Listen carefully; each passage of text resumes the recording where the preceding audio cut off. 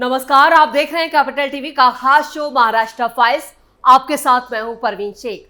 आपको बताएंगे अजीत पवार के 7 विधायकों ने किस पार्टी का थामा हाथ, एकनाथ शिंदे को किस मामले में सुप्रीम कोर्ट से लगा झटका, कांग्रेस पर क्या बोल गए संजय निरुपम, बीएमसी चुनावों में क्यों घोटाला और पानी बना बड़ा मुद्दा, और ओबीसी नेता के बुलावे पर क्यों खेल गए शरद पवार। इसके अलावा जानेंगे कौन किसे दे रहा है चुनौती, कौन किसकी बढ़ा रहा है टेंशन। साथ ही आपको इन सभी खबरों से कराएंगे रूबरू। लेकिन तमाम बड़ी खबरों में आगे बढ़ने से पहले एक नजर डालते हैं महाराष्ट्र की टॉप हेडलाइंस पर। महाराष्ट्र लोकल बॉडी चुनावों से पहले अजीत पवार को तगड़ा झटका, 7 विधायकों ने दिया इस्तीफा। एकनाथ शिंदे के लिए सुप्रीम कोर्ट से आई बड़ी खबर, एमएमआरडीए टेंडर पर फंस गए डिप्टी सीएम आदित्य ठाकरे ने कसा तंज।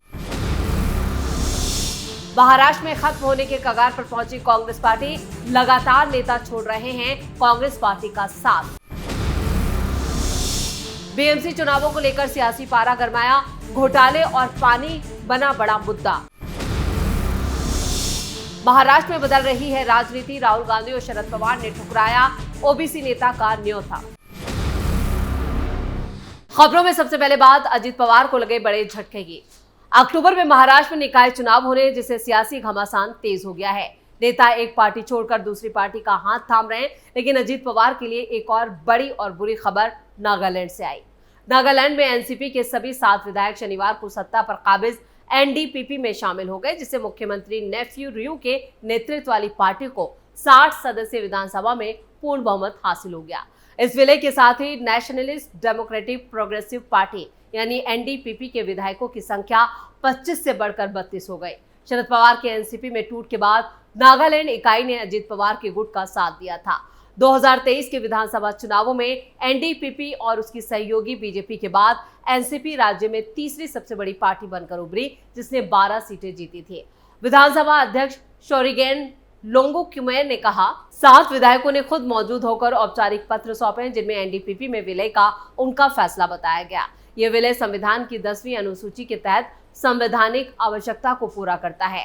नागालैंड विधानसभा के सदस्य नियम 2019 के अनुरूप विधानसभा अध्यक्ष ने विलय को मंजूरी दे दी और विधानसभा सचिवालय को पार्टी संबद्धता रिकॉर्ड को उस अनुसार अद्यतन करने का निर्देश दिया। राज्य सरकार में मंत्री जी केनिया ने कहा है कि 7 एनसीपी विधायकों ने विधानसभा अध्यक्ष को अपना विलय पत्र सौंपा है, जिसे उन्होंने विनम्रता पूर्वक स्वीकार कर लिया है। इसके साथ ही 14वीं नागालैंड विधानसभा में एनडीपीपी के सदस्यों की संख्या 25 से बढ़कर 32 हो गई है। राज्य सरकार के प्रवक्ता केनियन ने कहा कि इस घटनाक्रम से हमारे मुख्यमंत्री और सरकार के कामकाज को मजबूती मिलेगी। ये पूछे जाने पर कि इस विलय से सत्तारूढ़ गठबंधन के भीतर सीट बंटवारे की व्यवस्था पर क्या असर पड़ेगा, उन्होंने कहा कि कोई स्थायी फार्मूला नहीं है। राज्य में एनसीपी नेताओं और पाला बदलने वाले विधायकों से टिप्पणी के लिए संपर्क नहीं हो सका। एनडीपीपी के 32 और बीजेपी के 12 विधायकों के अलावा राज्य विधानसभा में एनसीपी के 5, LJP, Ramvilas Naga people front और आरपीआई अठावले के 2-2 सदस्य और जेडीयू का 1 और 4 निर्दलीय विधायक हैं। खबरों में आगे का रुख करते हैं। शिवसेना यूबीटी नेता और विधायक आदित्य ठाकरे ने एक बड़े घोटाले का खुलासा करते हुए एकनाथ शिंदे पर बड़ा आरोप लगाया है। आदित्य की माने तो एकनाथ शिंदे सरकार के कार्यकाल में 14,000 करोड़ रुपए की घोड़बंदर भायांदर एलिवेटेड रोड और डबल टनल परियोजना में भारी भ्रष्टाचार हुआ। ठाकरे ने दावा किया कि इस परियोजना के टेंडर में गड़बड़ियां सामने आई, जिसे सुप्रीम कोर्ट में संज्ञान लेते हुए टेंडर को ही रद्द कर दिया। आदित्य ठाकरे ने अपने आधिकारिक एक्स अकाउंट पर लिखा, भ्रष्टनाथ एकनाथ शिंदे के एमएमआरडीए विभाग को सुप्रीम कोर्ट की सख्ती के चलते एक टेंडर रद्द करना पड़ा। कोर्ट ने माना कि टेंडर प्रक्रिया में भारी धांधली हुई थी। उन्होंने ये भी बताया कि इस टेंडर को लेकर उन्होंने 3 अक्टूबर 2024 को ही प्रेस कॉन्फ्रेंस में घोटाले का खुलासा किया था। आदित्य ठाकरे ने सवाल उठाया कि 14,000 करोड़ के इतने बड़े इंफ्रास्ट्रक्चर प्रोजेक्ट के लिए सिर्फ 20 दिन का वक्त क्यों दिया गया। मेरे खुलासे के बाद एमएमआरडीए के समय सीमा जो थी 20 से बढ़ाकर 60 दिन की गई, लेकिन तब तक काफी नुकसान हो चुका था। ठाकरे ने लिखा, उन्होंने ये भी उजागर किया कि एक कैरेबियन बैंक की बैंक गारंटी को स्वीकार किया गया, जो भारतीय रिजर्व बैंक की मंजूरी लिस्ट में शामिल नहीं है। टेंडर में 2 कॉम्पिटिटर कंपनियों के बीच 3100 करोड़ रुपए का फर्क था, फिर भी हाई बोली लगाने वाली कंपनी को टेंडर सौंपा गया। ठाकरे ने सीधा आरोप लगाते हुए पूछा कि क्या इस भ्रष्टाचार के लिए जिम्मेदार उस वक्त के मुख्यमंत्री एकनाथ शिंदे हैं, जिन्होंने अब क्या वो डिप्टी सीएम के पद से इस्तीफा देंगे। उन्होंने मुख्यमंत्री से ये भी पूछा क्या वो एक नैतिक और वित्तीय रूप से भ्रष्ट व्यक्ति के साथ सरकार चलाते रहेंगे। अब जब सुप्रीम कोर्ट ने टेंडर रद्द कर दिया है तो विपक्ष इस मामले की गहन जांच और जिम्मेदारियों पर कार्रवाई की मांग कर रहा है। आदित्य ठाकरे लगातार एकनाथ शिंदे पर इन आरोपों को लगाते रहे हैं, जिससे महाराष्ट्र का सियासी पारा गर्मा गया है। खबरों में आगे का रुख करते हैं और अब बात संजय निरुपम की। शिंदे शिवसेना के नेता संजय निरुपम ने कांग्रेस को बड़ी नसीहत दी है। ये नसीहत कांग्रेस के खत्म होते अस्तित्व को लेकर है। संजय निरुपम ने दावा किया कि कांग्रेस का अस्तित्व खतरे में है और उनका कहना यह भी है कि अगर कांग्रेस खुद को बचाना चाहती है तो अपनी नीतियों पर काम करे, वरना यह मुमकिन नहीं हो पाएगा। दरअसल शिवसेना नेता संजय निरुपम ने कांग्रेस पर निशाना साधा, साथ ही उसे नसीहत ये दर डाली कि वो अपनी नीतियों में बदलाव करे। संजय निरुपम ने राहुल गांधी की पार्टी को नसीहत देते हुए ये भी कहा कि कांग्रेस ने अगर अपनी नीतियां नहीं बदली तो उसका अस्तित्व खतरे में पड़ सकता है। इससे संजय निरुपम ने कांग्रेस नेताओं ने तब जमकर निशाना साधा था जब पार्टी नेता शशि थरूर के विरोध में वो बयान दे रहे थे। संजय निरुपम यही नहीं रुके, उन्होंने आगे कहा था कि एक तरफ तो शशि थरूर और दुनिया भर में पाकिस्तान की पोल खोल रहे हैं, उनको लेकर भी कांग्रेस यहाँ पर हमलावर है। दूसरी तरफ भारत में ही कांग्रेस नेता उन्हें बदनाम करने की कोशिश कर रहे हैं। यानी शशि थरूर को लेकर जो पॉलिटिक्स कांग्रेस के अंदर चल रही है उसको लेकर भी संजय निरुपम ने निशाना साधा। संजय निरुपम का कहना था कि जब मुद्दा राष्ट्र का हो तो कांग्रेस को दलगत राजनीति से ऊपर उठ जाना चाहिए। उदित राज और पवन खेड़ा के बयान से साबित होता है कि कांग्रेस के अंदर पनप रही कुंठा अब खुलकर बाहर आ चुकी है। यानी कांग्रेस के अंदर और बाहर दोनों तरफ जो हंगामा, जो घमासान मचा है, उसको लेकर अब पार्टी का अस्तित्व ही खतरे में पड़ चुका है। खबरों में आगे बढ़ेंगे।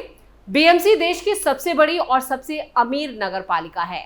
मुंबई में जहां हर वर्ग अमीर, मिडिल क्लास और गरीब अपनी जगह बनाए रखने की कोशिश करता है, वहां नगर पालिकाएं सिर्फ कचरा उठाने या सड़क बनाने तक सीमित नहीं रहती। आम जनता के लिए बीएमसी चुनाव का मतलब है कि उनकी रोजमर्रा की जिंदगी से जुड़े बड़े मुद्दों का समाधान हो। बीएमसी इलेक्शन में कई मुद्दे चर्चा में हैं जो वोटरों और राजनीतिक दलों के लिए खास बन सकते हैं। बीएमसी चुनावों में सबसे बड़ा मुद्दा इस वक्त जो नजर आ रहा है वो शिवसेना यूबीटी ने उठाया है और वो है मुंबई की सड़क घोटाला। शिवसेना के नेता आदित्य ठाकरे ने 6000 करोड़ के सड़क से जुड़े करार में गड़बड़ी का आरोप लगाया और मौजूदा सरकार से इसकी जांच की मांग की है। मुंबई पानी पानी है, बारिश ने मुंबई की रफ्तार थाम दी, सड़कों पर पानी भरा है, गाड़ियां जलभराव की वजह से यहाँ वहां फंस गई हैं। देश के सबसे बड़े कारोबारी शहर को बारिश के पानी ने ठप कर दिया है। मुंबई की बदकिस्मती देखिए कि हर साल यहाँ गर्मी के मौसम में पानी की किल्लत होती है और बारिश आते ही मुंबई जलमग्न हो जाता है। गर्मियों में पीने का पानी नहीं मिलता और बारिश में गंदे पानी को बाहर निकालने का रास्ता नहीं मिलता। मुंबई में जल आपूर्ति की समस्या है, जैसे काम दबाव, प्रदूषण भी चर्चा में है। मुंबई में जल आपूर्ति संकट कई कारणों की वजह से उभर कर सामने आया। पानी की लगातार बढ़ती मांग को देखते हुए गारगई बांध का निर्माण भी प्रस्तावित है, जिसमें प्रतिदिन अतिरिक्त 440 MLD पानी मिलेगा। इन मुद्दों के अलावा बिजली आपूर्ति में व्यवधान, यानी बिजली की जो आपूर्ति है वो सही से नहीं है, सड़क खुदाई की नीतियां, मानसून से पहले की तैयारियां भी चुनावों में चर्चा का विषय बनी हुई है। लेकिन इस बार बीएमसी चुनावों में जो सबसे बड़ा मुद्दा नजर आ रहा है वो घोटालों का लेकर है। एक तरफ तो सरकार यहाँ पर आदित्य ठाकरे और उद्धव ठाकरे पर उनके शासनकाल के दौरान हुए घोटालों का जिक्र कर रही है, तो दूसरी तरफ उद्धव ठाकरे और आदित्य ठाकरे की जोड़ी भी जो है बाप बेटे की जोड़ी, वो एकनाथ शिंदे को लगातार घेर रही है और उनके शासनकाल के दौरान जो घोटाले हुए हैं उसकी जांच की मांग कर रही है। यानी इस बार बीएमसी चुनावों में घोटाला, पानी, बिजली के अलावा भी जो सबसे बड़ा मुद्दा उभर कर सामने आने वाला है वो मानसून में होने वाली बारिश भी शामिल है। खबरों में आगे बढ़ते हैं। महाराष्ट्र के ओबीसी नेता और राष्ट्रीय समाज पक्ष के संस्थापक महादेव जानकर को दिल्ली के तालकटोरा स्टेडियम में आयोजित अहिल्याबाई होलकर की 300वीं जयंती समारोह में कांग्रेस नेता राहुल गांधी और एनसीपी एसपी के जो प्रमुख हैं शरद पवार, उनकी गैर मौजूदगी ने झटका दिया है। महादेव जानकर, जो कि धनगर समुदाय के प्रमुख नेता माने जाते हैं, इस आयोजन के लिए राहुल गांधी, शरद पवार और समाजवादी पार्टी के अध्यक्ष अखिलेश यादव को आमंत्रित किया गया था, लेकिन कांग्रेस की तरफ से सिर्फ महाराष्ट्र प्रदेश अध्यक्ष हर्षवर्धन सबकाल को भेजा गया, जबकि शरद पवार ने निजी कारणों की वजह से इस कार्यक्रम में हिस्सा नहीं लिया। और जानकर की राजनीति में भूमिका जो है वो कई रंग बदलती रही। वो कभी बीजेपी के दिवंगत नेता गोपीनाथ मुंडे के करीबी माने जाते थे, 2015 में बीजेपी के समर्थन से महाराष्ट्र विधान परिषद के सदस्य बने और देवेंद्र फडणवीस सरकार में मंत्री पद पर भी वो बने रहे। हालांकि 2014 लोकसभा चुनाव में उन्होंने बारामती सीट से एनसीपी की सुप्रिया सुले के खिलाफ चुनाव लड़ा था, जिसमें उन्हें करीब 70,000 वोटों से हार का सामना करना पड़ा। पिछले साल महाराष्ट्र विधानसभा चुनाव से पहले बीजेपी के साथ उनके रिश्तों में खटास आ गई और उन्होंने महायुति गठबंधन से अलग होने का रास्ता चुन लिया। बीजेपी से दूरी बनाने के बाद जानकर ने विपक्षी गठबंधन महाविकास आघाड़ी की तरफ झुकाव दिखाया। उन्होंने इसी महीने राहुल गांधी से भी मुलाकात की और उन्हें ताल कटोरा स्टेडियम में आयोजित इस समारोह के लिए आमंत्रित कर दिया। धनगर समुदाय महाराष्ट्र की राजनीति में खासा प्रभाव भी रखता है। सोलापुर, सांगली, बारामती, परभणी और सतारा जैसे लोकसभा सीटों में इनकी मजबूत पकड़ है, जो 25 से 30 विधानसभा सीटों के नतीजों को प्रभावित कर सकती है।